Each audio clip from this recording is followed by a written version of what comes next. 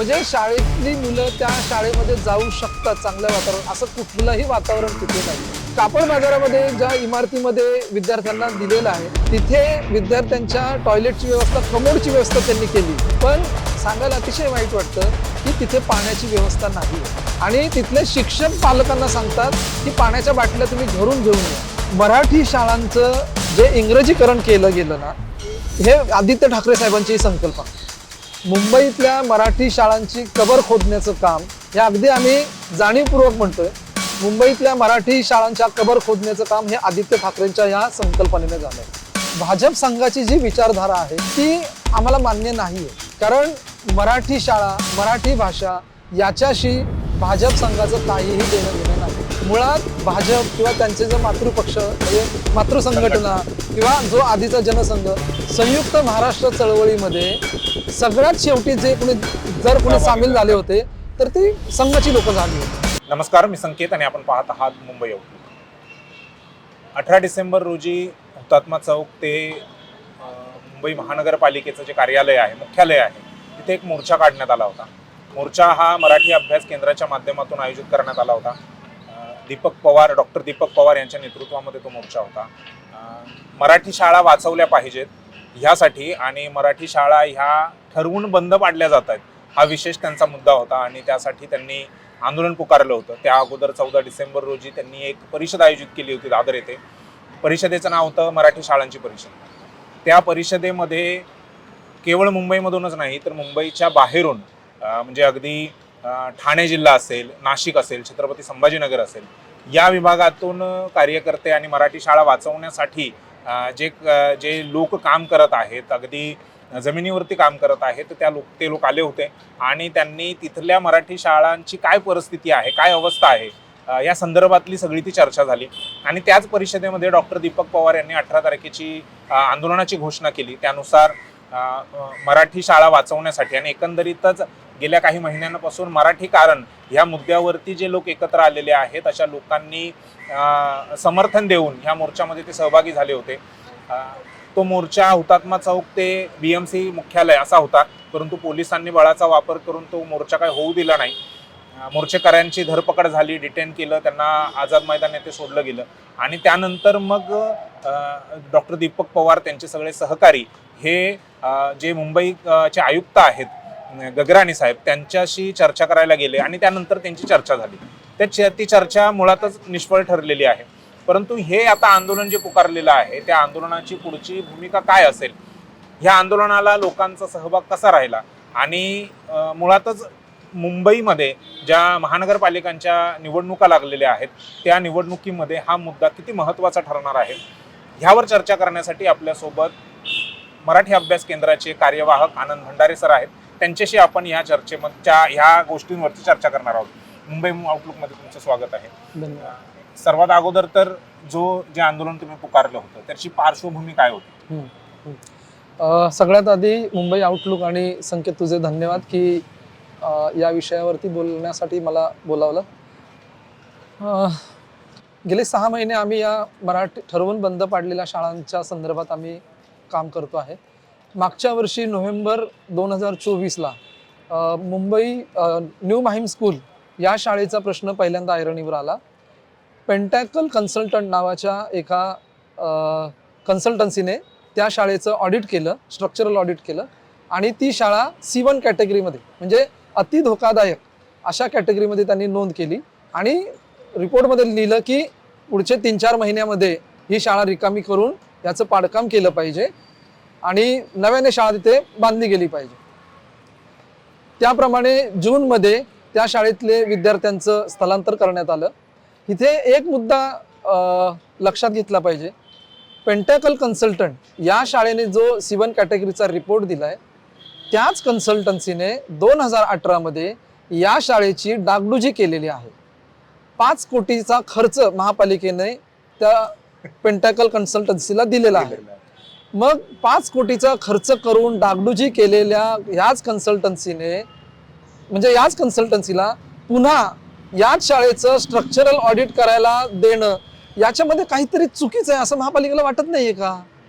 म्हणजे हाच मुद्दा घेऊन जेव्हा आम्ही महापालिकेकडे गेलो की ज्या कन्सल्टन्सीने 5 कोटी खर्च करून जे काम केलं, डागडुजी केली, पुन्हा 6 वर्षाने त्याच कन्सल्टन्सीला तुम्ही त्यांच्या आधारे, त्यांच्या रिपोर्टच्या आधारे तुम्ही ही शाळा पाडण्याचं काम करताय.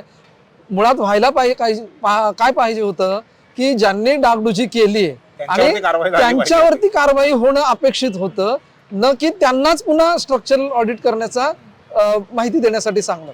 तर ही सगळी गोष्ट ज्यावेळेस आमच्या लक्षात आली, आम्ही महापालिकेच्या लक्षात आणून दिली. तिथल्या स्थानिक आम आदमी पक्षाच्या कार्यकर्त्या, प्रणाली राऊत, ह्या सगळ्या लोकांशी आणि तिथल्या पालकांशी जेव्हा आम्ही बोललो, आणि सर्वांचा असा विरोध होता की ही शाळा पाडण्यासारख्या अवस्थेत अजिबात नाहीये. त्याच्यानंतर तिथे आम्ही चंद्रशेखर प्रभू, जे म्हाडाचे माजी अध्यक्ष आहेत आणि अगदी प्रसिद्ध वास्तुविशारद आहेत, त्यांनी ती शाळा स्वतः पाहिली. त्यांनीही सांगितलं की शाळा पाडून टाकण्याची तशी आवश्यकता नाहीये, डागडुजी करून ही शाळा चांगल्या अवस्थेत होऊ शकते. ही गोष्ट आम्ही महापालिकेच्या निदर्शनास आणून दिली, पण महापालिकेला कसंही करून ती शाळा पाडायचीच होती. मग त्यांनी काय केलं तर त्यांनी आणखीन 2 ऑडिट करून घेतले.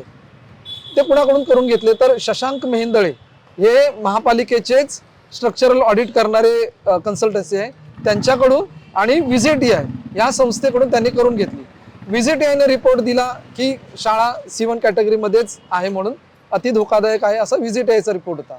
पण शशांक मेहेंदळेचं असं म्हणणं होतं की आत्ताच्या घडीला ही शाळा अति धोकादायक मध्ये येत नाही, त्याची डागडुजी करून ही शाळा व्यवस्थित चालू शकते. आता झालं असं होतं की पेंटाकल कन्सल्टन्सीचा रिपोर्ट खरं तर महापालिकेने डिस्कार्ड करणं गरजेचं होतं, जो की डिस्कार्ड न करता पेंटाकलचा रिपोर्ट आणि VZTIचा रिपोर्ट अगेन्स्ट शशांक मेहेंदळेंचा रिपोर्ट, असं 2 versus 1 असं करून महापालिकेने जाहीर केलं, सप्टेंबरमध्ये जाहीर केलं असं की ही शाळा अति धोकादायक आहे. आणि 10 ऑक्टोबरला त्यांनी असा ऑर्डर काढली की ही शाळा पाडली गेली पाहिजे. आता हे जेव्हा प्रकरण आम्ही चर्चेत आणलं, लोकांच्या नजरेस आणून दिलं, त्याच्यानंतर खूप माध्यमांमध्ये गदारोळ झाला. त्याच्यावरती आम्ही शाळेच्या ठिकाणी आंदोलनं केली. त्याच्यानंतर अनेक शाळातले पालक आमच्यापर्यंत यायला लागले की महापालिका कशा पद्धतीने ह्या शाळा पाडते आहे, म्हणजे ठरवून कशा पद्धतीने ह्या शाळा पाडते आहे. मग मानखुर्द गावातली शाळा आहे, विक्रोळीच्या टागोरनगरची शाळा आहे, कुलाब्याची शाळा आहे, माहीमच्या तर 2 शाळा, म्हणजे माहीमची तर इतकं भयंकर प्रकरण आहे की न्यू मोरी रोडवरची शाळा त्यांनी 2020ला पाडली. असंच अति धोकादायक ह्या कॅटेगरीमध्ये बसून त्यांनी ती पाडली शाळा. 4 वर्ष झालं, म्हणजे 5 वर्ष झाले जेव्हा हे माहीमचं प्रकरण आलं, न्यू माहीम स्कूलचं प्रकरण आलं, तोपर्यंत त्या शाळेची एकही वीट बांधली गेली नव्हती. म्हणजे त्या शाळेची जवळपास 1800 पटसंख्या होती. ती पटसंख्या त्यांनी न्यू माहीम स्कूलमध्ये आणली. आणखीन कापड बाजारमध्ये जी इमारत आहे, म्हणजे निवासी इमारत आहे, त्या निवासी इमारतीच्या काही खोल्या त्या वर्ग चालवायला दिल्या. अशा पद्धतीने मोरी रोडची शाळा तर त्यांनी पाडली, पण 5 वर्ष त्यांनी काही केलं नाही.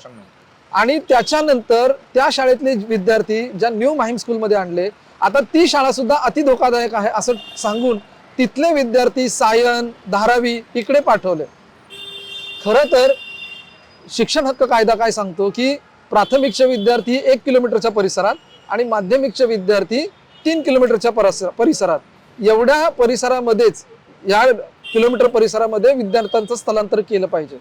पण न्यू माहीम स्कूलचे विद्यार्थी धारावी, सायनकडे, म्हणजे 3 किलोमीटरच्या पलीकडे जाऊन त्यांनी ते करतात. तर ही सगळी परिस्थिती आहे. मानखुर्दच्या शाळेचंही तसंच आहे. 2 वर्ष झाली ती शाळा पाडलेली आहे. आणि ज्या निवासी संकुलामध्ये, शिवशाही पुनर्वसन प्रकल्प या निवासी संकुलामध्ये विद्यार्थ्यांना एका मजल्यावरती एक 7-8 वर्ग दिलेले आहेत. त्या शाळेच्या, म्हणजे ती जी इमारत आहे त्याच्या रस्त्याला, म्हणजे जिथे प्रवेश आहे तिथे गटाराच्या नाल्या आहेत, तुंबलेल्या नाल्या आहेत, तिथले नळ नीट नाही आहेत. म्हणजे शाळेतली मुलं त्या शाळेमध्ये जाऊ शकतात चांगल्या वातावरण, असं कुठलंही वातावरण तिथे नाहीये. कापड बाजारामध्ये ज्या इमारतीमध्ये विद्यार्थ्यांना दिलेलं आहे तिथे विद्यार्थ्यांच्या टॉयलेटची व्यवस्था, कमोडची व्यवस्था त्यांनी केली, पण सांगायला अतिशय वाईट वाटतं की तिथे पाण्याची व्यवस्था नाही आहे. आणि तिथले शिक्षक पालकांना सांगतात की पाण्याच्या बाटल्या तुम्ही घरून घेऊन या. म्हणजे विक्रोळीच्या टागोर नगरमध्ये ज्यावेळेस तिथल्या 3-4 शाळा अति धोकादायक आहे असं जाहीर केलं महापालिकेने, आणि कन्नमवारला त्यांनी विद्यार्थ्यांना पाठवण्याचा प्रयत्न केला. तेव्हा तिथले पालक, तिथल्या सामाजिक संस्थांचे प्रतिनिधी यांनी महापालिकेच्या शिक्षण विभागाला हे दाखवून दिलं की हे 3 किलोमीटरच्या पलीकडे जातं आणि शेवटी भांडावं लागलं तिथल्या लोकांना. आणि मग महापालिकेनं एक पाऊल मागे घेत विक्रोळीतल्या टागोरनगर मधल्याच डॉन बॉस्को शाळेमध्ये तिकडे मुलांचं स्थलांतर केलं, तिथल्या पब्लिक स्कूलमध्ये स्थलांतर केलं. कुलाब्यामध्ये पण तीच स्थिती झाली. कुलाब्याच्या मच्छी मार्केटच्या शाळेमधली विद्यार्थ्यांनी त्यांना अग्निशमन केंद्राच्या जवळच्या MPS स्कूलमध्ये आणलं. त्या MPS स्कूलच्या हॉलमध्ये लिटरली अगदी पार्टिशन टाकून 4-4 वर्ग एकत्र बसवले जातात. म्हणजे पार्टिशनच्या एका बाजूला जे शिक्षक शिकवतायत, पार्टिशनच्या दुसऱ्या बाजूला शिक्षक शिकवतायत, त्या विद्यार्थ्यांना काही कळत नाही अशी एकंदरीत परिस्थिती आहे. शिवडीची शाळा अशाच पद्धतीने म्हणजे पुनर्वसन करण्यासाठी दिलं, म्हणजे तिथे खाजगी निवासी संकुलाचं पुनर्वसन करण्यासाठी दिलं. तिथे शाळेचा प्लॉट असताना, शाळेची इमारत असताना ती शाळा पुन्हा गायबच झाली तिथून. आज तिथले स्थानिक लोक विचारतायत की इथली शाळा गेली कुठे. लोअर परळच्या राजूजी मानाजी चाळ या प्रांगणामध्ये सुद्धा तिथल्या तर एका माजी नगरसेवकाने 1979 सालामध्ये आमरण उपोषण करून तिथल्या विद्यार्थ्यांना दादरला जावं लागतं आमच्या विद्यार्थ्यांना, म्हणून तिथे सरकारशी भांडून प्राथमिक शाळेचा प्लॉट मिळवून घेतला. तिथे प्राथमिक शाळेची इमारत झाली. आज तिथे त्या राजूजी मानाजी चाळीचा जे काही पुनर्विकास झाला, त्या पुनर्विकासाच्या क्षेत्रामध्ये त्या शाळेचं जे प्लॉट होता तो गेला, ती शाळा गेली आणि ते जे काय लोढा विस्टा म्हणून तिथे जी काही इमारत झाली त्या इमारतीच्या पार्किंग लॉटमध्ये त्या शाळेला वर्ग दिलं. अशा पद्धतीने हे सगळे प्रकरणं जेव्हा लोकांनी आमच्या समोर आणली त्याच्यानंतर आमच्या हे लक्षात यायला लागलं की हे अशा पद्धतीने ठरवून ह्या शाळा बंद पाडल्या जात आहेत, बंद केल्या जात आहेत.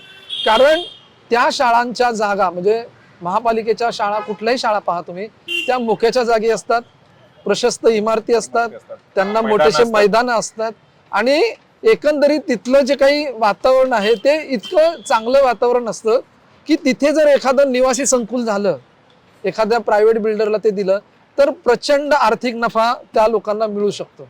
त्यामुळे त्या जमिनीचे जे काही मुंबईतले भाव आहे हे सगळे लक्षात घेता महापालिकेतलं हे सगळं प्रशासन, जे आता भ्रष्ट प्रशासन म्हटलं पाहिजे असं प्रशासन आहे, त्याला भूमाफियांची जोड आहे. आणि तिथले स्थानिक जे काही राजकीय नेतृत्व आहे ज्याला काहीही पडलेलं नाहीये. म्हणजे अगदी नाव घेऊन सांगायचं झालं तर महेश सावंत जे शिवसेनेचे आमदार आहेत माहीमचे, ज्या वेळेस या न्यू माहीम स्कूलचा प्रश्न ऐरणीवरती आला आणि तिथे लोक आम्ही भांडलो, त्याच्यानंतर महापालिकेने सांगितलं की आम्ही नवीन ऑडिट करतो आणि मग शशांक भेंदळेंचा तो ऑडिट दिलं. शशांक भेंदळेंनी रिपोर्ट दिला की ती शाळा C1 कॅटेगरीमध्ये नसून C2 कॅटेगरीमध्ये येते. याच महेश सावंतांनी विधिमंडळामध्ये लक्षवेधी मांडली आणि लक्षवेधी मांडल्यानंतर त्यांनी असा त्या शाळेच्या बाजूला बॅनर लावला की ती लक्षवेधी मी मांडल्यामुळे आणि महापालिकेनं एक पाऊल मागं घेतलंय, आता ही शाळा C1 कॅटेगरीमध्ये नाही आहे तर आता ही शाळा C2 कॅटेगरीमध्ये आहे आणि पुढच्या वर्षापासून या शाळेचे विद्यार्थी याच इमारतीमध्ये प्रवेश घेणार आहेत. आमचं म्हणणं आता असं आहे की ज्या महेश सावंतांनी असा बॅनर शाळेच्या बाजूला लावला होता, आता जेव्हा 10 ऑक्टोबरला महापालिकेनं ही शाळा पाडायचा निर्णय घेतला त्यावेळेस महेश सावंतांनी कोणत्या प्रकारचं बॅनर ते तिथे लावणार आहेत, आता त्यांचं म्हणणं काय आहे त्याच्यावरती, आता ते विचारतायत का तिथल्या स्थानिक लोकांना. जी मुलं त्या माहीम स्कूलची मुलं धारावीला गेली, सायनला गेली, सायन हॉस्पिटल क्रॉस करून त्या पालकांना आपल्या मुलांना घेऊन जावं लागतं, 2-2, 2.5 तास त्या पालकांना ये जा करावी लागते. त्या शाळेतली 65 मुलं होती. सायनच्या शाळेमध्ये 65 विद्यार्थ्यांनी प्रवेश घेतला होता. आत्ताच्या घडीला त्या शाळेमध्ये फक्त 15 विद्यार्थी आहेत. हे मधले 50 विद्यार्थी गेले कुठे? कारण त्या 50 विद्यार्थ्यांनी आमची माहिती अशी आहे की ते महापालिकेकडे सांगतायत की आम्हाला दाखले परत द्या, आम्ही इतर दुसऱ्या शाळा, एकतर जवळची शाळा पाहतो किंवा आम्ही खाजगी शाळा पाहतो, पण महापालिका ते देत नाहीये. आमचं महापालिकेला म्हणणं असं आहे की ही 50 विद्यार्थ्यांची पटसंख्या त्यांनी जाहीर करावी.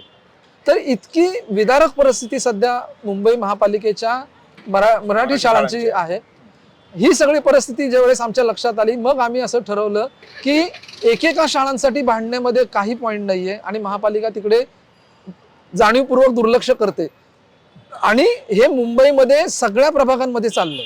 मुंबईतल्या प्रत्येक प्रभागांमधली किमान 2 ते 3 शाळा अशा पद्धतीने ठरवून बंद पाडल्या जात आहेत. आकडेवारीप्रमाणे तसंच आहे. मग आम्ही हे लोकांच्या नजरेस आणणं जास्त आवश्यक आहे. प्रसिद्धी माध्यमांच्या पुढे हे सगळं ठेवणं आवश्यक आहे आणि एकूणच महापालिकेला आणि मराठी माणसाला याचं गांभीर्य कळलं पाहिजे. म्हणून मग आम्ही ती एक मराठी शाळा म्हणजे ठरवून बंद पाडलेल्या आणि पाडल्या जाणाऱ्या मराठी शाळांची परिषद घेतली आणि त्या परिषदेमध्ये हे सगळे प्रतिनिधी जे त्या शाळांवरती काम करतायत ती लोक आली. तिथे त्यांनी त्यांचं म्हणणं मांडलं आणि मग त्या परिषदेमध्ये असं ठरलं की आपण म्हणजे महापालिकेला आम्ही गेले 6 महिने अनेकदा पत्र लिहिलेले आहेत, ईमेल्स केलेले आहेत. त्याच्यानंतर आता जी परिषद झाली त्या परिषदेमध्ये सुद्धा त्यांच्या शालेय शिक्षण विभागाने आपला प्रतिनिधी पाठवावा त्यांची भूमिका मांडण्यासाठी. यासाठी आम्ही त्यांना आमंत्रित केलं होतं, पण महापालिका कुठलाही प्रतिसाद देत नाही. त्यामुळे शेवटी नाईलाज म्हणून आम्हाला तिथे लोकांना विचारावं लागलं की आता आपलं पुढचं स्टेप काय करावी. तर सगळ्यांच्या एकमताने असं ठरलं की महापालिकेवरती आपण मोर्चा घेऊन जाणं आता आवश्यक आहे. आणि मग त्या 14 डिसेंबरच्या परिषदेमध्ये आम्ही त्या मोर्चाची घोषणा केली. जो हुतात्मा स्मारक ते मुंबई महानगरपालिका मुख्यालय असा तो मोर्चा आम्ही नेला. मोर्चावरती येण्याआधी मोर्चाच्या वेळी आम्ही तिथे होतो आणि ते सगळं आम्ही बघितलं पोलिसांचा कसा रोल राहिला त्यामध्ये.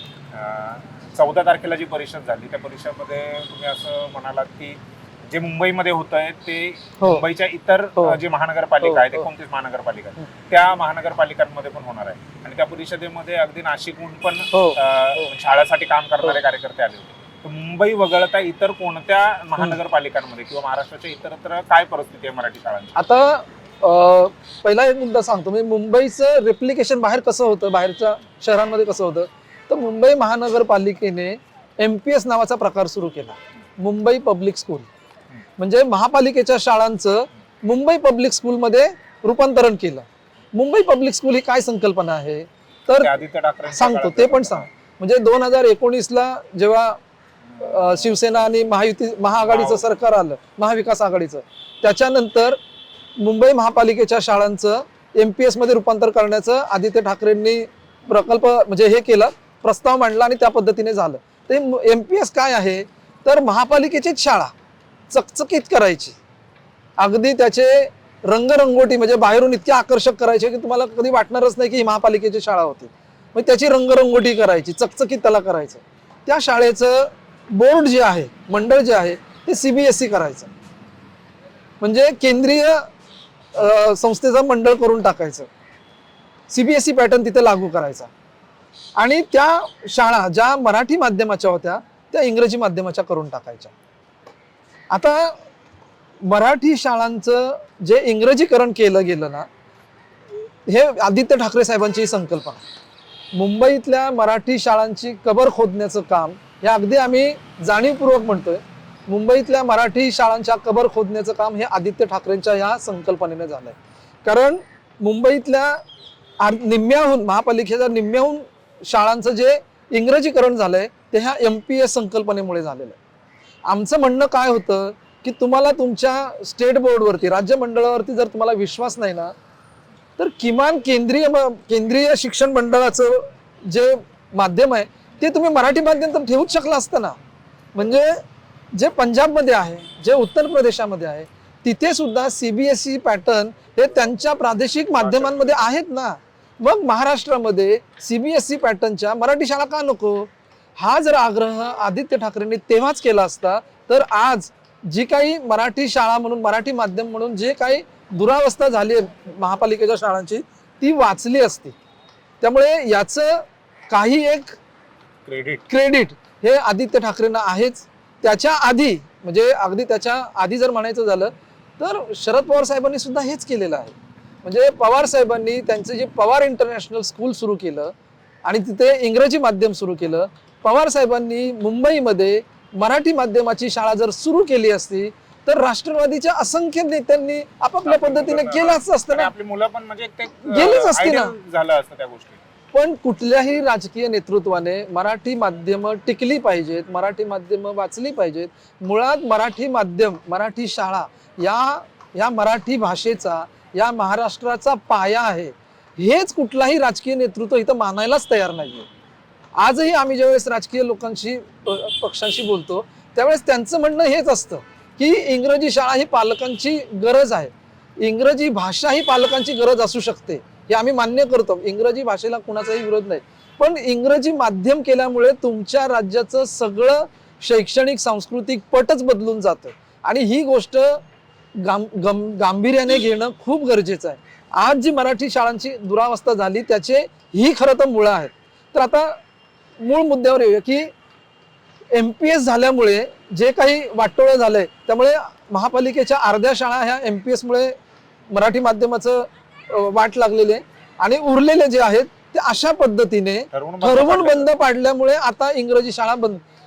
आता ज्या वेळेस मुंबईमध्ये MPS सुरू झालं आणि ते प्रायोगिक तत्वावरती आम्ही सुरू करतोय असं जेव्हा महापालिकेनं लिहिलं म्हणजे जाहीर केलं तेव्हाच आम्ही महापालिकेला सांगितलं होतं की अशा पद्धतीने जर तुम्ही केलं, हे प्रायोगिक तत्वावर जरी केलं एखाद्या प्रभागापुरतं, हे एखाद्या प्रभागापुरतं मर्यादित राहणार नाही. त्यांनी पहिल्या वर्षी काही प्रभागांमध्ये प्रायोगिक तत्वावर सुरू केलं, पुढच्या वर्षी त्या प्रभागांची संख्या वाढली, त्याच्या पुढच्या वर्षी वाशी म्हणजे नवी मुंबई, नाशिक, ठाणे इथल्या शाळांमधल्या इथल्या महापालिकांच्या शाळा MPS झाल्यात. आज तुम्ही महाराष्ट्रातल्या गावखेड्यातल्या तालुका पातळीवरती पहा, तिकडेही तुम्हाला CBSEच्या शाळा चालू झालेल्या दिसतात.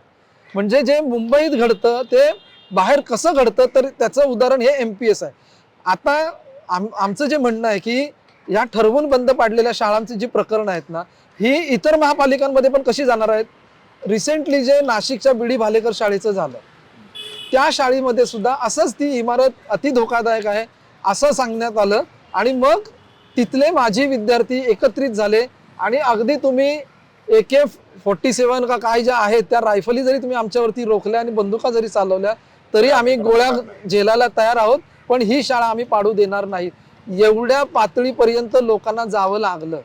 त्यामुळे जे मुंबईमध्ये घडतंय ते इतरत्र घडणारच आहे. आज मुंबईतल्या जर ठरवून बंद पाडलेल्या शाळा जर होणार असतील तर मुंबईतल्या उर्वरित शहरांमध्ये सुद्धा होणार आहे. आणि पुढे जाऊन आम्ही आणखीन एक धोका सांगतो की आज हे मुंबई महापालिकेच्या शाळांबद्दल घडतंय. म्हणजे हे गंडांतर फक्त मुंबईतल्या मराठी शाळांपुरतं, मुंबई महापालिकेच्या शाळांपुरतं राहणार नाही. हे गंडांतर येत्या काळामध्ये खाजगी, अनुदानित, विना अनुदानित या शाळांवरती सुद्धा येणार आहे. कारण हे जे नेक्सस आहे, महापालिका, भूमाफिया आणि राजकीय क्षेत्र यांचे जे सिंडिकेट आहे हे सगळ्या महापालिकांमध्ये आहे. आणि जमिनींमध्ये प्रचंड पैसा आहे.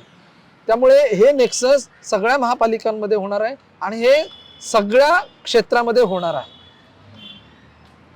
तर हे अशा पद्धतीने सगळं एकंदरीत वातावरण आहे. आंदोलनाच्या दिवशी म्हणजे एकतर त्यांनी सांगितलं की तुम्ही परमिशन मागितली होती, ती परमिशन नाकारली, कारण सांगितलं की 144 तिथे सदैव लागू आहे आणि त्यामुळे मग तुम्हाला तिथे मोर्चा काढणं, जमाव म्हणजे 5 पेक्षा जास्त लोक असणं ते हे शक्य नाही. तरी तुम्ही त्यांना सांगितलं की आम्ही 4 लोक जातो तिथे हुतात्मा चौकाला, हुतात्म्यांना अभिवादन करतो आणि त्यानंतर मग आम्ही शांतपणे जे मुख्यालय आहे BMCचं तिथे जातो. त्या पिरियडमध्ये पण तुम्हाला थांबवण्यात आलं. हा, ते आम्ही आदल्या दिवशी 2 दिवस आधी आम्ही माता रमाबाई आंबेडकर नगर पोलीस स्टेशन आणि आझाद मैदान पोलीस स्टेशन या दोन्ही पोलीस स्टेशनला आम्ही पत्र पाठवलं होतं की आम्ही असं आयोजित करतो आहोत. हुतात्मा स्मारक ते मुख्यालय, महापालिकेचं मुख्यालय, मुंबई महानगरपालिकेचं मुख्यालय, असं आम्ही एक मोर्चा आयोजित करतो आहोत. त्यावेळेस दोन्ही पोलीस स्टेशनने आम्हाला नोटीस पाठवल्या की हुतात्मा स्मारक हे क्षेत्र शांतता क्षेत्रामध्ये येतं, कारण तिथले जे काही साऊथ मुंबईचं जे असोसिएशन आहे त्यांच्या मागणीनुसार ते क्षेत्र प्रतिबंधित आहे मोर्चा आंदोलन काढण्यासाठी आणि हुतात्मा चौक हे क्षेत्र शांतता क्षेत्रामध्ये येतं. त्यामुळे तुम्हाला तिथे कुठल्याही पद्धतीचं मोर्चा काढता येणार नाही, घोषणाबाजी करता येणार नाही वगैरे. पण तरी आम्ही त्यांना सांगितलं आम्ही तिथे हुतात्मा स्मारकामध्ये संयुक्त महाराष्ट्र चळवळीतल्या हुतात्म्यांना अभिवादन करणार, तिथे आम्ही कुठलीही घोषणा देणार नाही, पण आम्ही महाराष्ट्र गीत सादर म्हणजे सामूहिकपणे गाणार आणि शांतपणे कुठलीही घोषणा न देता आम्ही तिथून मुख्यालयावरती आमचा मोर्चा घेऊन जाणार आणि जोवर आम्हाला आयुक्तांची भेट मिळत नाही, जोवर आमचं म्हणणं त्यांच्या पुढे आम्ही मांडत नाही, तोवर आम्ही महापालिकेच्या प्रांगणामध्ये तिथे बसून राहणार आहोत. प्रत्यक्ष दिवशी ज्यावेळेस आम्ही सकाळी तिथे गेलो, पोलिसांनी सुरुवातीलाच आम्हाला अटकाव केला की तुम्ही हे करता कामा नये.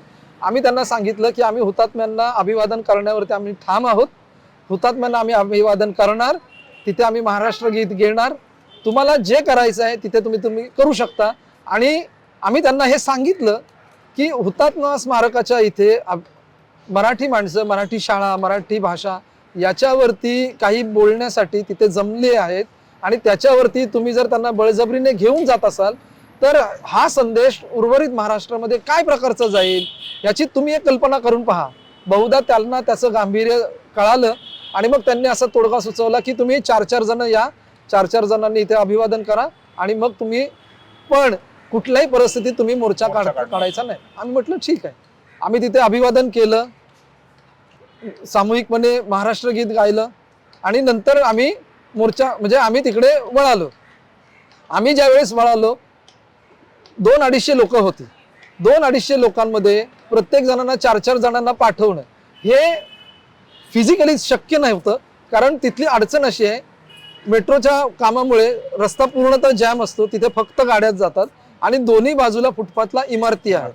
त्या उजव्याकडच्या इमारती तर बऱ्यापैकी ब्लॉक आहेत कारण अजूनही तिथे काम चालू आहे. त्यामुळे ज्या डावीकडच्या ज्या इमारती आहेत त्या इमारतीच्या खालून म्हणजे त्या बोळामधून आम्ही जात होतो, पण तिथे लोकांची संख्या जास्त होती आणि जागा कमी असल्यामुळे तिथे जी काही लोक 2-2, 4-4च्या याने जात होती ती सुद्धा त्यांना असं वाटलं की हाच एक प्रकारचा मोर्चा आहे. बरं, दुसरं तिथे आम्ही असं केलं होतं, आम्ही काही प्लाकार्ड्स घेतले होते. आम्ही घोषणा देणार नाही, आम्ही आधीच सांगितलं होतं, त्याप्रमाणे आम्ही घोषणा देत नव्हतो. पण हे काय आहे हे लोकांना कळलं तर पाहिजे, त्यामुळे आम्ही प्लाकार्ड घेतले होते. पण पोलिसांनी ते प्लाकार्ड सुद्धा आमच्या हातातून हिसकावून घेतले, ते फाडण्यात आले. तिथे वातावरण अतिशय तंग झालं. तरी सुद्धा लोक शांतपणे कुठलीही पोलिसांशी हुज्जत न घालता लोक मुख्यालयापर्यंत गेले आणि मुख्यालयावरती गेल्यानंतर तिथे आझाद मैदानच्या दरवाजावरती जवळ पोहोचल्यानंतर तिथे पोलिसांनी त्यांचा खरा रंग दाखवला. म्हणजे तिथे आम्ही त्यांना सांगितलं होतं की जोवर आम्हाला आयुक्तांची भेट मिळत नाही तोवर आम्ही इथे शांतपणे बसतो, आम्ही कुठलीही घोषणा देणार नाही. पण पोलिसांना ते अजिबात मान्य नव्हतं आणि आम्ही आमच्या मतावरती ठाम आहोत हे त्यांना जाणवलं आणि मग त्यांनी आमची धरपकड केली आणि आम्हाला गाडीमध्ये कोंबून तिकडे अगदी सोडलं. म्हणजे अगदी प्रकाश रेड्डी जे अगदी ज्येष्ठ कार्यकर्ते आहेत, भालचंद्र मुणगेकर जे माजी कुलगुरू आहेत, अशा लोकांना सुद्धा त्यांनी अगदी खेचत गाडीमध्ये कोंबून तिकडे घेऊन गेलं. त्यामुळे पोलिसांनी सुरुवातीला जे काही दाखवण्यापुरतं सहकार्य केलं, शेवटच्या टप्प्यावरती त्यांनी अगदी त्यांच्या बॉसने जी काही त्यांना सूचना दिली असेल त्या पद्धतीने त्यांनी ते वागलेले आहेत.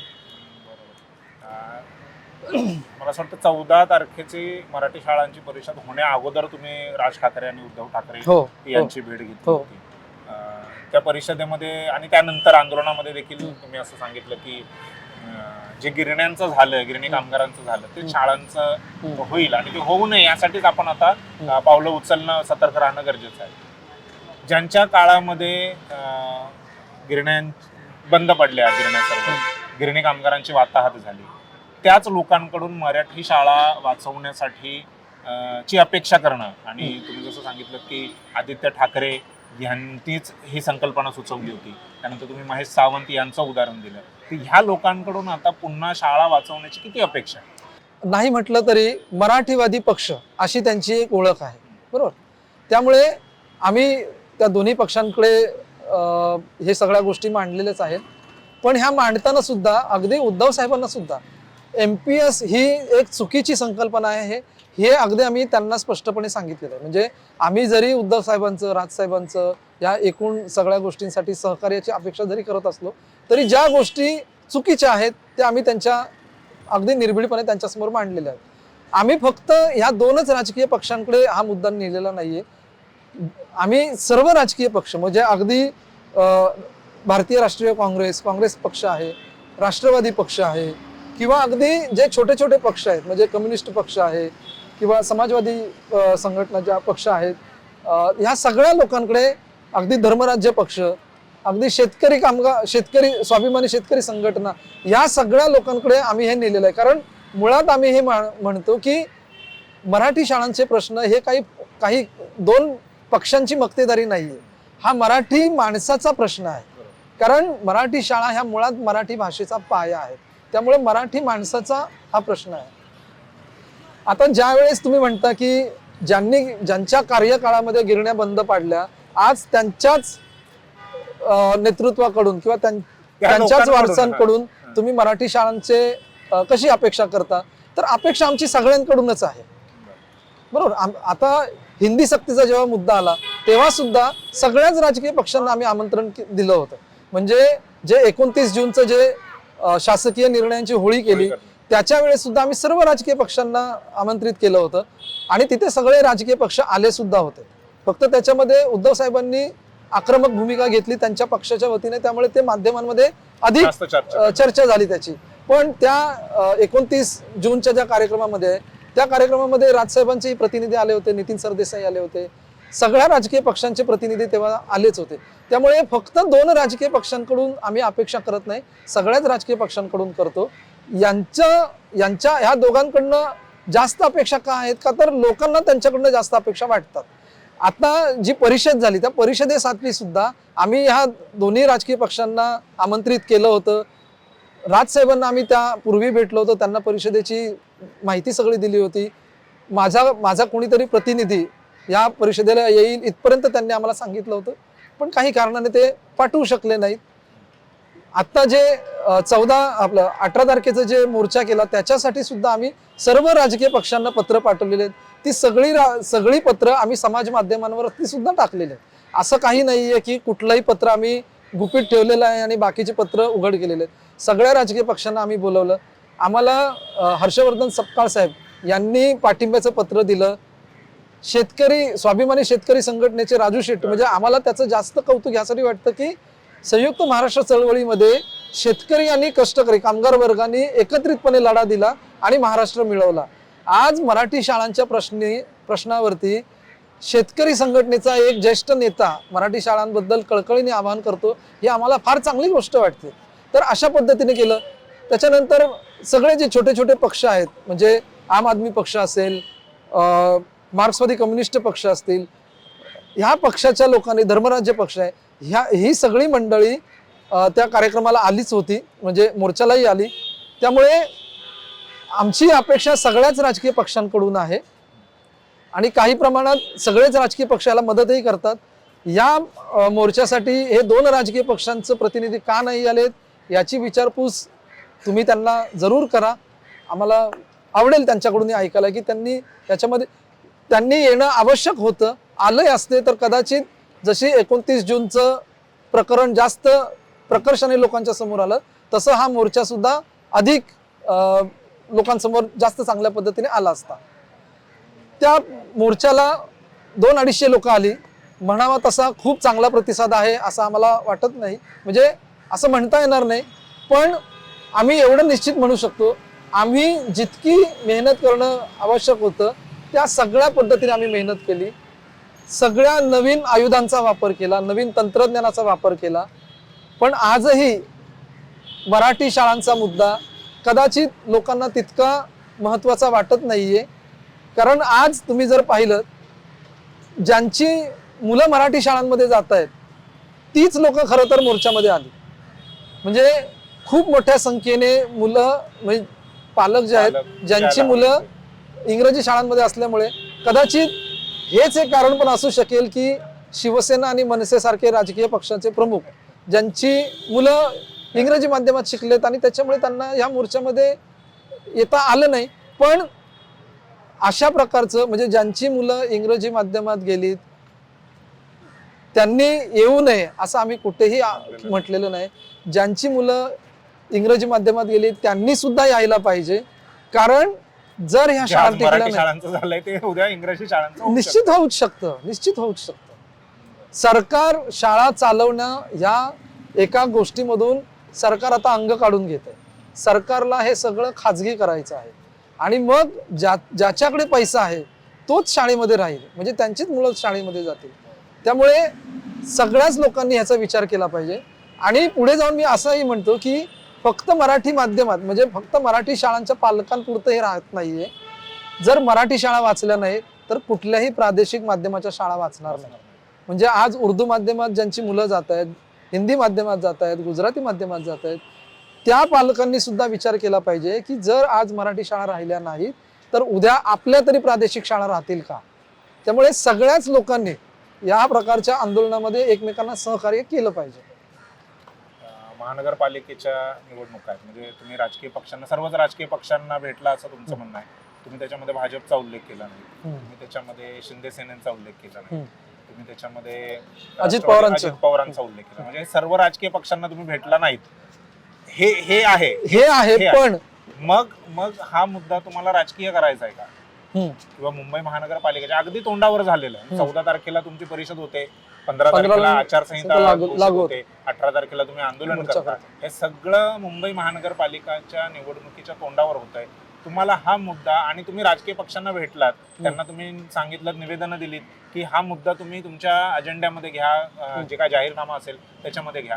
हा तुम्हाला सगळा मुद्दा राजकीय करायचा आहे का? हा, आता तू जसं म्हणाला की फक्त तुम्ही भाजप, एकनाथ शिंदे जे आहेत ते पक्ष सोडून तुम्ही सगळ्यांना भेटता. तेच मी तुम्हाला सांगतो. पण 18 तारखेच्या मोर्चासाठी आम्ही एकनाथ शिंदेना सुद्धा पत्र पाठवलं होतं, त्यांच्या पक्षालाही आम्ही आवाहन केलं होतं. दुसरं, अजित पवारांचा जो पक्ष आहे, सुनील तटकरे साहेबांनाही आम्ही पत्र पाठवलं होतं. फक्त आम्ही भाजपला बोलावलेलं, म्हणजे भाजपला आम्ही पत्र पाठवलं नाही. कारण मुळात भाजप संघाची जी विचारधारा आहे ती आम्हाला मान्य नाहीये. कारण मराठी शाळा, मराठी भाषा याच्याशी भाजप संघाचं काहीही देणं घेणं नाही.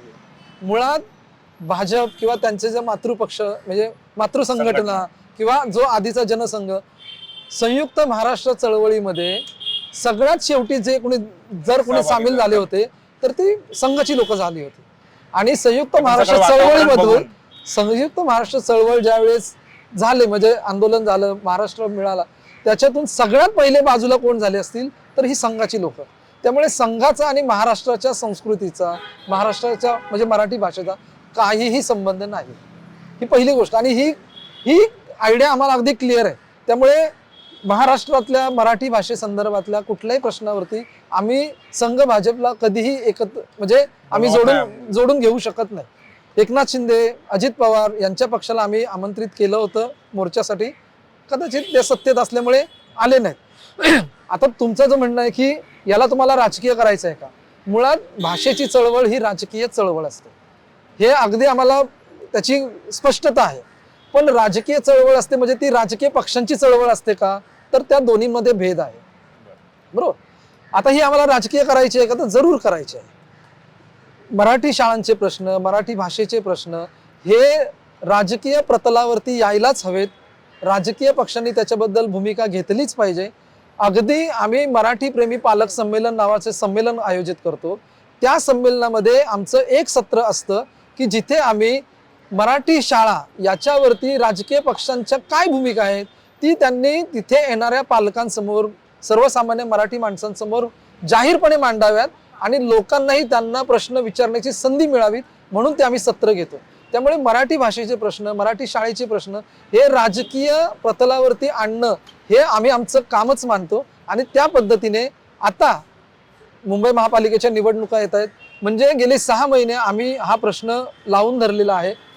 14 तारखेची जी परिषद झाली त्या परिषदेमध्ये सुद्धा, म्हणजे त्या परिषदेच्या आधी ज्यावेळेस आम्ही राजसाहेबांना भेटलो होतो त्यावेळेसही त्यांना आम्ही सांगितलं होतं की साहेब, निवडणुकीच्या तुमच्या पक्षाच्या जाहीरनाम्यामध्ये मराठी शाळा हा मुद्दा तुम्ही घेतला पाहिजे. आणि आम्हाला आवडेल सांगायला की राजसाहेबांनी त्या बैठकीमध्ये अगदी मोकळेपणाने सांगितलं की आमची सत्ता आल्यास मराठी शाळा अधिकाधिक त्यांचं चांगलं म्हणजे त्याचं सशक्तीकरण करण्याचा माझ्या पक्षाच्या वतीने किंवा आमच्या सत्तेच्या वतीने आम्ही जरूर प्रयत्न करू. तशा पद्धतीची आम्ही माध्यमांमध्ये माहिती सुद्धा दिलेली आहे. त्यामुळे मराठी शाळांचे प्रश्न राजकीय पक्षांच्या अजेंड्यावरती येणं हे अतिशय आवश्यक आहे. कारण शेवटी हे प्रश्न सोडवणारी जी काही यंत्रणा आहे ती राजकीय पक्षांच्याच माध्यमातून जाते. म्हणजे प्रशासन आणि राजकीय पक्ष या दोघांनी जर नीटपणे ह्याचा विचार केला तर आज जे मराठी शाळांचे प्रश्न आपल्याला बिकट झालेले दिसत आहेत ते सुटण्याची शक्यता आहे. त्यामुळे येत्या महिनाभरामध्ये हा प्रश्न अधिकाधिक राजकीय पक्षांच्या जाहीरनाम्यामध्ये यावा यासाठी बैठका घेणं, त्यांच्यासोबत काम करणं, लोकांमध्ये जाऊन हा प्रश्न मांडणं, हे काम आम्हाला करावंच लागणार आहे. यालाच घेऊन याला जोडून असा प्रश्न आहे की या मुंबई महानगरपालिकेच्या निवडणुकीमध्ये तुम्ही म्हणजे मराठी अभ्यास केंद्र म्हणून कोणत्या पक्षाला असं समर्थन, म्हणजे जे तुमचे मुद्दे घेतील, समजा उद्या राज ठाकरे यांनी तुमचा मुद्दा घेतला, तो उद्धव ठाकरेंनी घेतला किंवा अगदी भाजपने घेतला, तर भाजपपासून तुम्ही अगदीच फारकत घेतलेली आहे त्या विचारधारेपासून, पण तरी त्यांनी जर समजा तो मुद्दा घेतला असेल तर काय तुमचं समर्थन कुठल्या विशिष्ट पक्षाला असेल की तुम्ही मुद्दे आधारित समर्थन देणार, की समर्थन देणार की नाही देणार? पहिली गोष्ट काय आहे की मराठीचा जाहीरनामा नावाचा एक प्रकार आम्ही 2009 साली प्रकाशित केला होता. म्हणजे राजकीय पक्षांनी मराठीसाठी काम करण्यासाठी आम्ही काही मुद्दे सुचवले होते. बरेच मुद्दे आहेत त्याच्यामध्ये, म्हणजे शाळा, नोकऱ्या, भाषा या संदर्भातले अनेक मुद्दे आम्ही त्याच्यावरती मांडलेले आहेत. ते मुद्दे आजही लागू आहेत, आजच्या परिस्थितीमध्ये आजही ते लागू आहेत. ते मुद्दे आम्ही त्या राजकीय पक्षांकडे घेऊन जाणार. एक जो मुद्दा सध्या खूप चर्चेमध्ये येतोय की मराठी उमेदवार राजकीय पक्षांनी दिला पाहिजे, आणि ही अत्यंत गरजेची गोष्ट आहे. कारण मागच्या महापालिकेच्या निवडणुकीमध्ये खूप अमराठी नगरसेवक महापालिकेमध्ये झालेले, त्यातले निम्म्यापेक्षा जास्त नगरसेवक हे फक्त एकट्या भाजपचेच आहेत. त्यामुळे जास्तीत जास्त मराठी नगरसेवक जाणं हे पहिलं गोष्ट आहे. आता यातला जो धोका आहे तो आम्हाला कळत नाहीये का, तर तो जरूर कळतो. म्हणजे मराठी उमेदवार गेला किंवा मराठी नगरसेवक गेला म्हणजे तो मराठी भाषेसाठी काम करेल का, तर असं काही नाहीये. पण आधी मुळात संख्या तर जाऊ दे, कारण लोकशाहीमध्ये संख्येलाही तितकंच महत्व आहे आणि ते खूप जास्तही महत्व आहे संख्येला. त्यामुळे आजच्या घडीला जास्तीत जास्त मराठी उमेदवार जो राजकीय पक्ष देईल त्या पक्षाला आमचं समर्थन निश्चित असेल. हा पहिला भाग आहे. दुसरा भाग, जो जाहीरनामा आम्ही प्रकाशित केला होता 2009ला, तोच जाहीरनामा घेऊन आम्ही राजकीय पक्षांकडे देतोय. त्या जाहीरनाम्यातले मुद्द्यांबद्दल आपापल्या जाहीरनाम्यांमध्ये हे राजकीय पक्ष जर काही मुद्दे ठोसपणे मांडणार असतील, आमचा त्यांना जरूर पाठिंबा असेल. मराठी शाळा, मराठी भाषा, स्थानिकांच्या नोकऱ्या या गोष्टींबद्दल राजकीय पक्ष जर काही जाहीरनाम्यांमध्ये आपले मतं मांडणार असतील, काही आश्वासनं देणार असतील, त्या पक्षांना आमचा जरूर पाठिंबा असेल.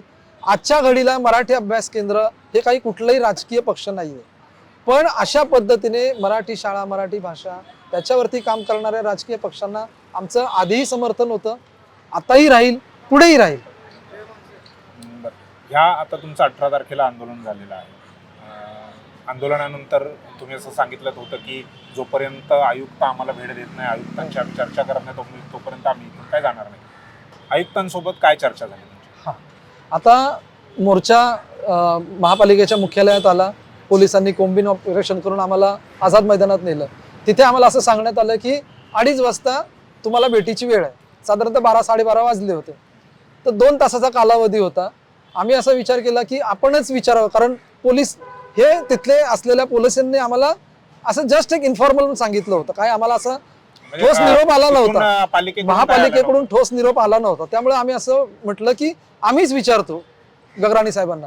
मग आम्ही आमच्या वतीने विचारलं आणि मग तिथून आम्हाला सांगण्यात आलं की तुम्ही या इथे महापालिकेमध्ये, आयुक्त तुम्हाला भेटतील तिथे. मग तिथल्या आझाद मैदान पोलीस स्टेशनच्या लोकांना जेव्हा आम्ही सांगितलं, मग पोलीस स्टेशनने आम्हाला सांगितलं की फक्त 5च लोकांना घेऊन जायचं. ओके, तिथे 5च लोकांना घेऊन जायचं. मग दीपक पवार, चिन्मय सुमित, मी स्वतः, आमचे भाषा अभ्यासक डॉक्टर प्रकाश परब आणि आम्ही शिक्षकचे प्रमुख सुशील शेजवळे, अशी 5 जण आम्ही जाऊन आयुक्तांना भेटलो. तिथे गेल्यानंतर आम्हाला बसवण्यात आलं. थोड्या वेळानंतर आयुक्त तिथे आले. आयुक्त, त्यांचे अतिरिक्त आयुक्त ढाकणे साहेब आणि आयुक्तांचे विशेष कार्यकारी अधिकारी OSD चौरे सर, ते तिघं बसले. म्हणजे ते वातावरण असं होतं संकेत की आम्ही मोर्चेकरी तुमच्याकडे आलोय. व्हायला कसं पाहिजे होतं की आयुक्त बसलेले आहेत, आमच्या आधी बसलेले आहेत आणि मग आम्ही तिथे गेलेलो आहे, पण तसं नव्हतं. हे उलट होतं. म्हणजे आधी दरबार भरला आणि मग राजा आला. तर ही अशा पद्धतीची आपल्याकडे यंत्रणा आहे. तर आम्ही तिथे गेलो. सुरुवातीलाच आयुक्तांनी आम्हाला सांगितलं की मला पोलिसांनी असं सांगितलंय की मोर्चेकरी आलेले आहेत, त्यांना तुम्हाला निवेदन द्यायचं आहे.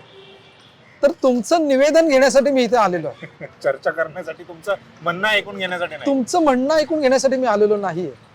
तर हा खरं तर शॉकच होता आम्हाला, कारण आम्ही त्याच्या आधी आयुक्तांना पत्र पाठवलं होतं, ईमेल केलेला होता. तो ईमेल जसा आयुक्तांना केला होता तसा ढाकणे साहेबांनाही केला होता. आणि ढाकणे साहेबांनी तो ईमेल त्यांच्या प्राची जांभेकरांना त्यांनी फॉरवर्डही केला होता. म्हणजे तो ईमेल असाच फॉरवर्ड तर केला नसेल, त्यातलं वाचलं तर असेल. त्या ईमेलमध्ये आम्ही स्पष्टपणे लिहिलं होतं की आम्ही मोर्चा घेऊन येतोय आणि आम्हाला तुमच्या भेटीची वेळ हवी, या गोष्टींवरती आम्हाला तुमच्याशी चर्चा करायची. आता एवढं सगळं आम्ही दिलेलं असताना आयुक्त तिथे आम्हाला काय सांगतात की पोलिसांनी मला सांगितलंय की मोर्चेकरी आलेत आणि त्यांना निवेदन द्यायचं. तर आणि फक्त मी निवेदन घेण्यासाठी इथे आलोय. आता आम्हाला जर फक्त निवेदनच जर द्यायचं असतं संकेत, तर खाली रजिस्टर्ड विभाग आहे ना, त्यांचा आवक जावक विभाग आहे, तिथं आम्ही दिलंच असतं ना. आणि आयुक्तांचंही आम्हाला कौतुक वाटतं की निवेदन घेण्यासाठी आयुक्त येतात का? म्हणजे फक्त रिसिव्ड कॉपी करण्यासाठी कुठला आयुक्त येतो? पण तरीही ते तिथे आले, पण चर्चा करणार नाही. आम्ही म्हटलं की सर, आम्ही तुमच्याकडे गेले 6 महिने झालं पाठपुरावा करतोय आणि तेव्हा तुम्ही काही सांगायला तयार नाही. बरं, त्याच्या आधी त्यांनी काय सांगितलं, तर चर्चा का करू शकत नाही? का तर आचारसंहिता लागू झालेली आहे, निवडणुकीची आचारसंहिता लागू झालेली आहे, निर्णय घेता येणार तर मला निर्णय घेता येणार नाही. तर आम्ही त्यांना म्हटलं की सर, आचारसंहिता आता 2 दिवसापूर्वी लागू झाली, आम्ही तुमच्याकडे गेले 6 महिने याचा पाठपुरावा करतोय, तर त्यावेळेस तर तुम्ही काहीच रिप्लाय केला नाही. तर त्यावेळेस त्यांचं असं म्हणणं होतं की आमच्या ज्या अधिकारी आहेत प्राची जांभेकर, त्या तुमच्याशी संपर्कात होत्या, त्यांनी तुम्हाला चर्चेला बोलावलं होतं पण तुम्ही आला नाही. तर आम्ही त्यांना सांगितलं की सर, ती चर्चा जी आहे ती महापालिकेसोबत रचनात्मक कार्यक्रम काय करता येईल याची विचारणा करण्यासाठी त्यांनी आम्हाला बोलावलं होतं. बरोबर. तेव्हा मराठी शाळांच्या बद्दलचे प्रश्न किंवा ज्या काही 10 शाळांचे प्रश्न आम्ही मांडले होते, ठरवून बंद पाडले, त्याच्याबद्दलचा कुठलाही उल्लेख प्राची जांभेकरांनी त्यांच्या पत्रामध्ये केला नव्हता.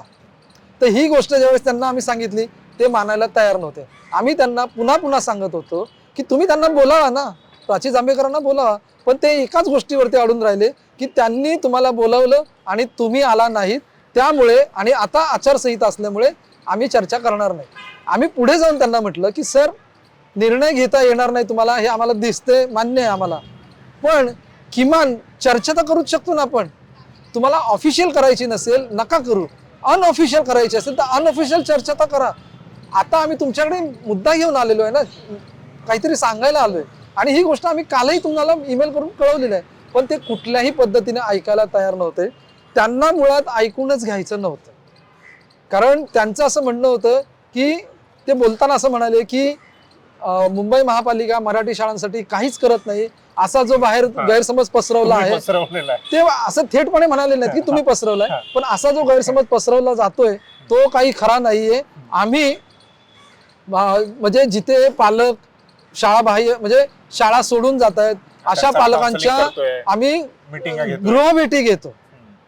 आता आम्हाला खरं तर त्यांना विचारायचं होतं, सायन्सच्या शाळेमध्ये जी 50 विद्यार्थी आता कुठे आहेत हे कळत नाही, त्यातल्या कुठल्या पालकांना तुम्ही जाऊन भेटलात हे त्यांनी जाहीर करावं. किंवा पुढे जाऊन आम्ही म्हणतो की ज्या शाळांमध्ये गळती अशा पद्धतीने झालेली आहे, या ठरवून पाडलेल्या शाळा आणि मुलांचं स्थलांतर झाल्यामुळे जी गळती झाली, त्या गळती झालेल्या किती पालकांच्या गृहभेटी त्यांनी घेतल्यात ह्या त्यांनी जाहीर कराव्यात. आमचं त्यांना खुलं आवाहन आहे की त्या त्यांनी जाहीर कराव्यात. पण असं कुठलंही करायचं नाही, कुठल्याही पद्धतीची चर्चा करायची नाही, फक्त आचारसंहिता आहे एवढं एकच कारण देऊन त्यांनी म्हणजे असं उडवून लावण्यातला प्रकार जो त्यांनी केला तो अतिशय अश्लाघ्य आणि निंदनीय प्रकार आहे. म्हणजे IAS लॉबीने अशा पद्धतीने करणं, खरं तर भूषण गगराणी साहेब हे UPSCची परीक्षा मराठीमध्ये देऊन 3ऱ्या क्रमांकाने आलेला आपला हा मराठी माणूस, याचं आमच्यासह अनेक प्रसार माध्यमातल्या लोकांनी कौतुक केलं, बरोबर. पण परवा दिवशीचं त्यांचं वागणं जे होतं ते अतिशय लज्जास्पद करणारं वागणं होतं. अतिशय वाईट वागणूक त्यांची होती. म्हणजे निर्णय घेता येणार नाही ही तुमची अडचण आम्ही समजू शकतो, पण चर्चाच करायची नाही किंवा निवडणुका झाल्यानंतर चर्चा करू. त्यात पण ते आम्हाला काय म्हणाले, निवडणुका झाल्यानंतर आम्ही चर्चेची वेळ तुम्हाला देऊ. तेव्हा त्यांना आम्ही असं म्हटलं की सर तेव्हा तुम्ही मग महापौरांवरती ढकलाल की महापौर चर्चा करतील, आणि संकेत आश्चर्य वाटेल त्यावेळेस ते असं म्हणाले भविष्यात काय होईल हे मी आताच कसं सांगणार. म्हणजे त्याबद्दलही त्यांना ठोसपणे काही म्हणायचं नाही. म्हणजे कुठल्याच पद्धतीने मराठी शाळा किंवा ह्या विषयावरती संवेदनशीलपणे काहीतरी आपण मांडलं पाहिजे, बोललं पाहिजे, अशी कुठलीही गोष्ट त्या चर्चेमध्ये झाली नाही किंवा त्या बैठकीत झाली नाही. अगदी 10 ते 12 मिनिटांमध्ये ती बैठक पूर्णतः आटपली. अतिशय वाईट रिस्पॉन्स अशा पद्धतीचा होता. आणि ही गोष्ट आम्ही आमच्या तो पूर्ण जो चर्चा झाली ती आम्ही शूट केलेली आहे. ती पूर्णतः आम्ही समाज माध्यमांवरती टाकलेली आहे. आम्ही ती चर्चा ज्यावेळेस शूट केली, शूट करण्यापूर्वी महापालिकेचं म्हणजे भूषण गगरांनी त्यांच्या माणसाला सांगितलं शूट करायला. त्यांच्या माणसाने शूट केलं आणि जेव्हा त्यांचं जेव्हा म्हणणं संपलं त्यावेळेस पवार सरांनी त्यांना विचारलं की सर आता जसं तुमचं शूट झालेलं आहे तसं आता आमचं म्हणणं ते शूट करणार ना. तर त्यावेळेस त्यांनी काय उत्तर दिलं की तुमचं शूट तुमच्या माणसांनी करायचं, आमचा माणूस फक्त आमचं शूट करेल. तर त्यांना म्हटलं की सर हे म्हणजे तुम्ही म्हणजे अर्धवट सत्य सांगताय ना, म्हणजे तुम्ही फक्त तुमचं म्हणणं मांडणार ना बीएमसी म्हणजे तुमच्या पोर्टलवरती. तर त्यांनी त्यावेळेस काय सांगितलं की म्हणजे आमचं म्हणणं म्हणजे बीएमसीच्या पोर्टलवरती आमचंच म्हणणं मांडणार. खरं तर हे वाईट आहे. लोकशाहीमध्ये प्रशासनाने त्यांचं म्हणणं फक्त त्यांचंच म्हणणं टाकायचं, म्हणजे मग लोकांचं म्हणणं कुठे येणार आणि लोकांचं म्हणणं मग टाकायचं कुठे. आम्ही आमच्या फेसबुक पानावर टाकायचं, आमचं म्हणणं महापालिकेच्या पोर्टलवरती का नाही टाकायचं. लोकांची म्हणणं, लोकांची गाऱ्हाणी महापालिकेच्या पोर्टलवरती नाही यायची. म्हणजे एखादा रस्ता रिपेअर केला तर महापालिकेने फक्त तो पोर्टलवरती टाकायचा, इथे रस्ता रिपेअर करण्याची गरज आहे असं लोकांनी टाकायचं नाही. आणि जर ते टाकलं तर महापालिकेने ते घ्यायचं नाही. हे अतिशय म्हणजे वन वे पद्धतीने ते त्यांचं सगळी वर्तणूक होती आणि अतिशय घाणेरड्या पद्धतीने त्यांचा रिस्पॉन्स होता. आता एक तुम्ही मगाशी मला पत्र पण दाखवलं की आता ते एनर्जी बार घेतले. आता ते तर प्रकरण इतकं भयंकर आहे आणि हे मी खूप जबाबदारीने सांगतोय. ही जी गोष्ट तुमच्या समोर मांडतोय, हा एपिसोड पाहणाऱ्या लोकांनी ह्याला खरंच गांभीर्याने घेतलं पाहिजे आणि एकूणच मराठी माणसाने गांभीर्याने घेतलं. ज्या पद्धतीचा प्रतिसाद मुंबई महापालिकेच्या आयुक्तांनी आम्हाला दिलेला आहे त्या पार्श्वभूमीवर हे एक पत्र आहे. हे पत्र त्याच दिवशीच्या संध्याकाळी आम्हाला महापालिकेच्याच आतल्या गोटातून दिलेली ही माहिती आहे. ही माहिती काय आहे तर महापालिकेने मराठी शाळांच्या म्हणजे BMC school students of education department म्हणजे महापालिकेच्या शाळांमधल्या विद्यार्थ्यांसाठी एनर्जी बार खरेदी केले 1 वर्षासाठी. एनर्जी बार म्हणजे ज्या पद्धतीने प्रोटीन बार प्रोटीन बार तशा पद्धतीचं म्हणजे चॉकलेट टाईप प्रोटीन बार आहे ते. त्याची एका बारची किंमत जीएसटी एसजीएसटी पकडून 35 रुपये 70 पैसे आहे. एक प्रोटीन बार 35 रुपये 70 पैसे. असे किती बार खरेदी केलेत महापालिकेने तर 5,50,40,076 एका वर्षासाठी. बरोबर. त्याचा कालावधी काय आहे तर 25 ऑक्टोबर 25 नोव्हेंबर 2025 ते 24 नोव्हेंबर 2026 हा 1 वर्षाचा कालावधी आणि पुढे जाऊन आणखीन 4 महिने 31 मार्च 2027 म्हणजे टोटल 16 महिन्यांसाठी हा घेतलेला आहे. आणि ह्याची एकूण रक्कम जी आहे ती 196,49,30,713 रुपये. 196 कोटीचं हे कंत्राट आहे. आणि ह्यातली सगळ्यात धक्कादायक बाब काय आहे तर 13 डिसेंबर 2025 म्हणजे आचारसंहिता घोषित व्हायच्या 2 दिवस आधी ही ऑर्डर निघाली आहे. आणि ही जी तारीख जी आहे ना ही तारीख सुद्धा हाताने टाकलेली तारीख आहे. म्हणजे हे पत्र आधी तयार झालं होतं, निर्णय आधीच झालेला आहे. फक्त तो आचारसंहितेच्या काळात दिसू नये घेतलेला आहे म्हणून तो त्याला 13 तारीख दाखवलेला आहे. आता आमचं 2-3 प्रश्न या निमित्ताने उपस्थित होतात. ज्या पद्धतीने मराठी शाळांची दुरावस्था आता मी तुम्हाला सांगितले, म्हणजे मानखुर्दच्या शिवशाही पुनर्वसन प्रकल्पामध्ये तिथे 2 वर्ष झालं शाळा का तयार होत नाही याच्याबद्दल तिथल्या संगीता कांबळे ज्या अंगणवाडी कर्मचारी संघटनेच्या महासचिव आहेत, त्यांनी ज्यावेळेस विचारलं महापालिकेला, तर महापालिकेने सांगितलं की आमच्याकडे पैसा नाही किंवा स्टँडिंग कमिटी नाही पैसा खर्च करायला. आता 196 कोटीचं ही ऑर्डर देताना महापालिकेकडे कुठून पैसा आला? कापड बाजारच्या महापालिकेच्या इमारतीमध्ये, महापालिका शाळा जिथे चालते कापड बाजार माहीममध्ये, तिथल्या मुलांना कमोडमध्ये पाण्याची व्यवस्था नाही आहे, घरून पाणी आणायला सांगतात. त्या ती जर तशी अवस्था असताना 196 कोटीचे प्रोटीन बार त्या विद्यार्थ्यांना देताना तुम्हाला जराही लाज वाटणार नाही का? मला सांगा. एकीकडे मुलांना साधी पाण्याची व्यवस्था नाही आणि तिकडे तुम्ही त्यांच्या हातामध्ये एनर्जी बार देणार आहात. काय प्रकारची अवहेलना मुलांची करण्याचं चाललंय? कुलाब्याच्या शाळेमध्ये कापडी पार्टिशन टाकून एकाच हॉलमध्ये 4-4 वर्ग भरवता. तुम्हाला वर्ग भरवण्यासाठी वेगळे वर्ग खोल्या नाहीत, तिथे त्या मुलांना तुम्ही एनर्जी बार देणार आहात. म्हणजे तुमच्याकडे शाळेचं बेसिक इन्फ्रास्ट्रक्चर द्यायला तुमच्याकडे पैसा नाहीये आणि ही अशी उधळपट्टी करायला पैसा आहे.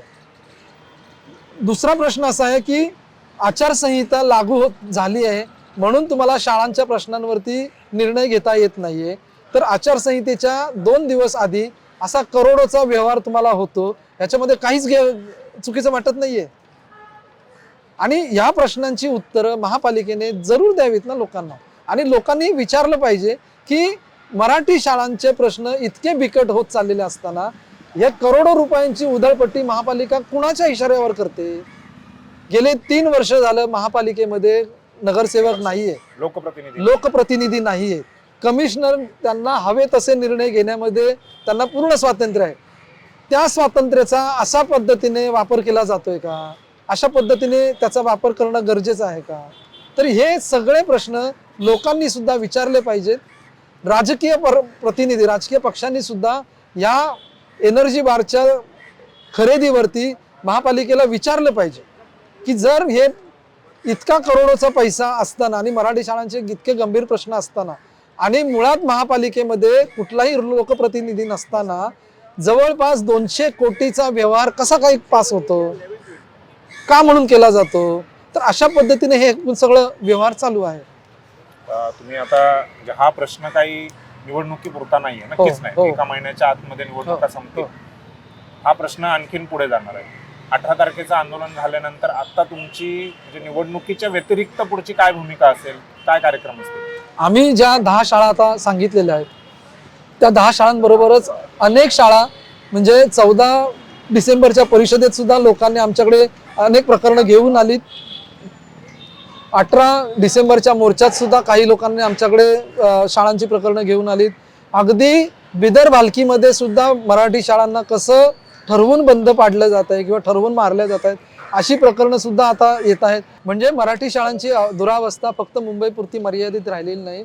महाराष्ट्राच्या कानाकोपऱ्यामध्ये मराठी शाळांचे असे असंख्य प्रश्न येत आहेत. हे प्रश्न अधिकाधिक लोकांसमोर आणणं, त्या प्रश्नांवरती सामूहिकपणे चर्चा करणं, राजकीय वर्गाला याच्यामध्ये सामावून घेणं, शिक्षक संघटना, संस्थाचालक संघटना, पालक संघटना या सर्वांना एकत्रितपणे या सगळ्या गोष्टींची माहिती देणं आणि याच्यावरती जास्तीत जास्त एकमताने आणि लवकरात लवकर याच्यावरती तोडगा काढणं, याच्यासाठी प्रयत्न करत राहणं, सातत्याने याच्यावरती बैठका घेणं, लोकांना याच्याबद्दलची माहिती देणं, हे कार्यक्रम आता आम्हाला करावेच लागणार आहेत आणि ते कार्यक्रम आम्ही निश्चितपणे करणार आहोत.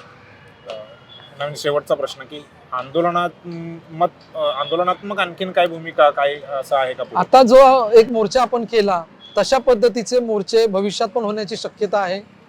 तशा प्रकारची कदाचित साखळी उपोषण, अशा उपोषणांची सुद्धा काही गरज येत्या काळामध्ये लागू शकते, तेही करण्याची. सह्यांची मोहीम असेल, धडक मोर्चे असतील, अशा पद्धतीने म्हणजे संसदीय लोकशाहीमध्ये जे काही उपलब्ध मार्ग आहेत ते सगळ्या मार्गांचा वापर करणं आणि पुन्हा कायदेभंग न करता, म्हणजे कायद्याला अनुसरून या सगळ्या गोष्टी करणं हे मार्ग आता आम्हाला इथून पुढेही करावेच लागणार आहेत आणि ते करण्याची आमची तयारी आहेच. धन्यवाद सर, तुम्ही मुंबई आउटलुकमध्ये आलात, वेळ दिलात आणि ह्या मराठी शाळांच्या प्रश्नांवरती सविस्तरपणे आम्हाला माहिती दिली. त्याबद्दल मुंबई आउटलुककडून तुम्हाला तुमचे आभार आणि तुमचे. तुमच्या पुढच्या वाटचालीस मुंबई आउटलुककडून तुम्हाला शुभेच्छा. तुमचेही धन्यवाद. मनपूर्वक धन्यवाद.